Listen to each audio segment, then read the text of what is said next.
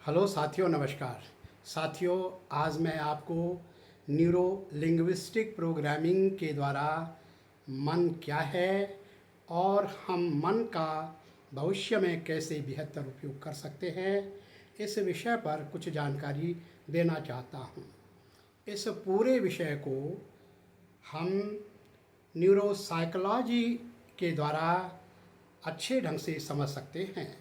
Neuropsychology में हम मन की वर्तमान में सेहत यानी वर्तमान में मन कैसे काम कर रहा है और भविष्य में उसका उपयोग कैसे बेहतर ढंग से हो सकता है, इन विषयों पर प्रकाश डालता है। सबसे पहले हम बात करेंगे कि मन आज इस समय कैसे काम कर रहा है, हमारी इस समय मन की सेहत कैसी है। इसको समझने के लिए हमारा जब से जन्म हुआ है तब से इस समय तक हमने अपने अंदर जिस प्रकार की भी सूचनाएं या जिस प्रकार की भावनाएं, इमोशंस तैयार की हैं, ठीक वही इस समय हमारे मन की स्थिति है। कहने का मतलब यह है कि यदि हमने जाने अनजाने में अपने मन के अंदर कुछ अच्छी और कुछ खराब सूचनाएं और उनको भरते समय जो हमारे भावनाएं, जिस ढंग से हमारी सोच या जिस ढंग से हमारा इरादा था, उसके हिसाब से इस समय हमारे मन की स्थिति बन चुकी है। और जब हमारे मन की इस समय ये स्थिति बन गई है तो अब इस प्रकार से इसको समझने के लिए इसका वर्तमान में कैसे हम उपयोग कर रहे होंगे और भविष्य में इसका उपयोग बेहतर कैसे कर पाएंगे, इस संबंध में आपको जानकारी देने के लिए मैं इसकी 3 मुख्य शाखाओं पर प्रकाश डालना चाहता हूँ। इसमें सबसे पहली शाखा है न्यूरोसोमैटिसिटी, दूसरी ब्रांच है इसकी न्यूरो विजुअलिटी और तीसरी ब्रांच है इसकी न्यूरो ऑडिशन। अब इसके बाद हम इनको एक एक करके बात करेंगे। सबसे पहले मैं बात करना चाहता हूँ न्यूरोसोमैटिसिटी क्या है। न्यूरोसोमैटिसिटी जैसे कि 2 शब्दों से न्यूरो और सोमैटिक से बना हुआ है, यानी कि हमारा मन और हमारा मस्तिष्क आपस में कैसे काम करता है, इसके आधार पे मुख्य रूप से मन की स्थिति पर हम बात करेंगे। प्रायः हमारा मन इन 3 बातों पर मुख्य रूप से काम करता है। इसमें सबसे पहला है डिलीशन या विलोपन। हमारा मन उन तमाम चीज़ों को याद करता है, उस पर अच्छे से काम करता है जिसको हम बार बार करते हैं पूरी शिद्दत के साथ में, लेकिन हमारा मन उसको भूल जाता है, उस पर काम नहीं करता है, जिसको हम दोहराते नहीं हैं, जिस पर हम मन नहीं लगाते, काम नहीं करते हैं। उदाहरण के लिए यदि हम क्लासरूम में पढ़ा रहे हों और बड़ी शिद्दत से हम काम कर रहे हों और हमारे इस पढ़ाने के ड्यूरेशन में एक कोई स्टूडेंट हमारी क्लास में आ जाता है, लेकिन चूँकि हम पूरी शिद्दत से पढ़ा रहे होते हैं तो हमें उस स्टूडेंट का क्लास में आने का तरीका और समय पता ही नहीं लगता है। ठीक इसी प्रकार से आपने भी नोटिस किया होगा, जब हम किसी चीज़ पर बड़े ध्यान से आंखें गड़ाते हैं, मतलब उसको देखते हैं, तो उस समय हमारे कान और हमारा शरीर सुस्त हो जाता है। या यूँ कहें कि जब हम किसी चीज़ को ध्यान से सुनते हैं तो उस समय हमारी आँखें और हमारा शरीर सुस्त हो जाता है। ठीक इसी प्रकार से जब हम तेज़ गति से चलते हैं तो उस समय हमारी आँखें और कान सुस्त हो जाते हैं। इसके बाद दूसरे नंबर पे मैं बात करना चाहता हूँ विक्षेपण की या डिस्टॉर्शन की।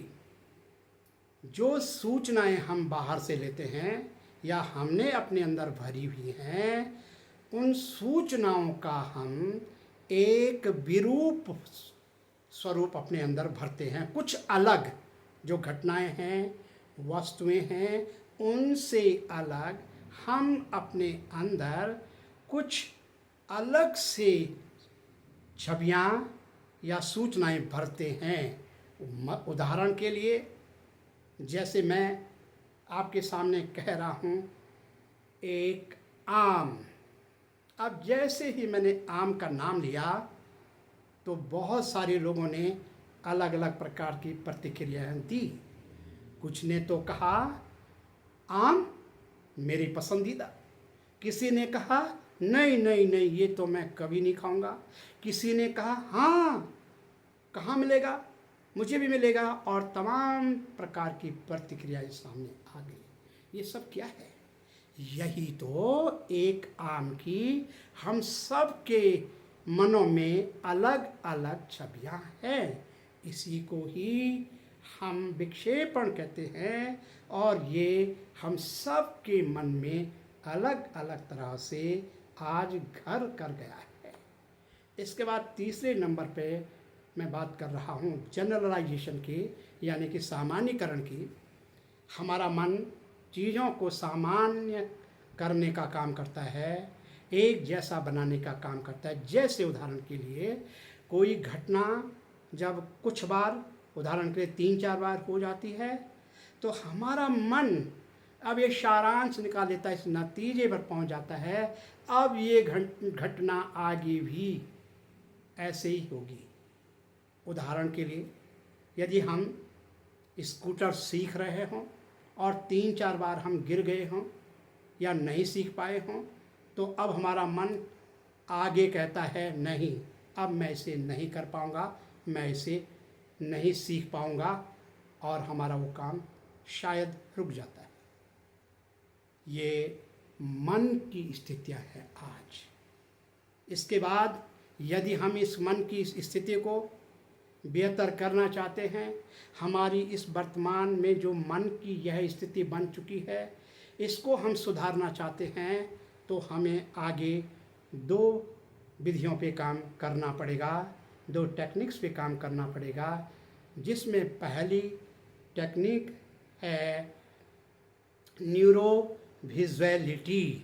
जैसे कि इससे स्पष्ट भी है कि इसका हिंदी में अर्थ होता है कि हमारा मन और हमारी दृष्टि आपस में मिलकर कैसे संयोग बनाती है, यानी कि दृष्टि का हमारे मन पर कैसे प्रभाव पड़ता है। इसको और अच्छे ढंग से हम ये कह सकते हैं, चित्रों की बनावट, साइज और उनकी गति के आधार पे हमारा मन कम या ज़्यादा होता है, यानी उनका प्रभाव हमारे मन पे सीधे सीधे पड़ता है। ज़रा गौर करिए उन तमाम पिक्चर्स को, उन फोटोज़ को, उन चित्रों को जो स्थिर हैं पर बड़ी हैं। दूसरा, उन चित्रों को जो कि बहुत रंगीन हैं पर छोटी हैं। और तीसरा, गौर करिए उन तमाम को जो चित्र चल रहे हैं, यानी कि जिनके अंदर मोबाइलिटी है, जो गति कर रहे हैं, यानी कि चलायमान हैं। जो चित्र चल रहे हैं का मतलब वो गतिशील हैं।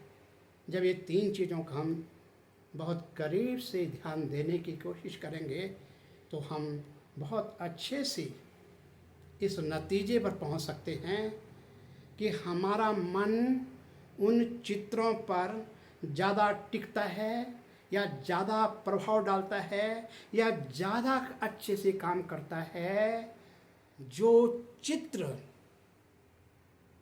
बड़े हों, रंगीन हों और चलने वाले हों, प्रभावशाली हों। तो एक बात आज से हमें हमेशा हमेशा के लिए समझनी है, चित्रों के हिसाब से, देखने के हिसाब से, आँखों के हिसाब से यदि हम अपने मन की शक्ति को बढ़ाना चाहते हैं तो हमें जो भी सीन, जो भी चित्र, जो भी चीज़ें दिखाई देती हैं उनके संबंध में अपने मन के अंदर एक इस प्रकार की सूचना डालनी है, यह वस्तु मेरे लिए सबसे बड़ी, सबसे ब्राइटर और सबसे बोल्डर है।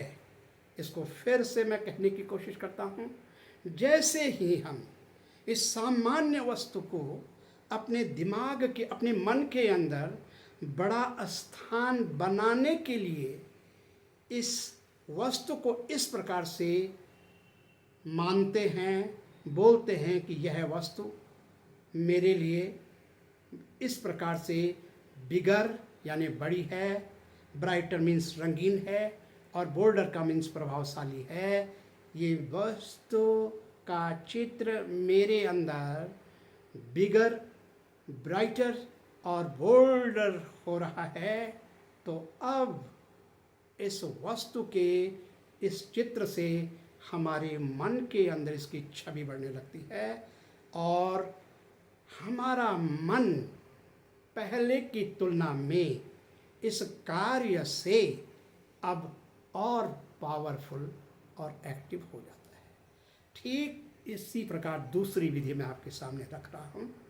इसका नाम है न्यूरो ऑडिटरी सिस्टम, यानी इस पर भी बहुत क्लियर है कि हम यहाँ पर अपने मन और भाषा, उसमें जो हम आवाज़ या ध्वनि डाल रहे हैं, शब्द डाल रहे हैं, उस पर आधारित है।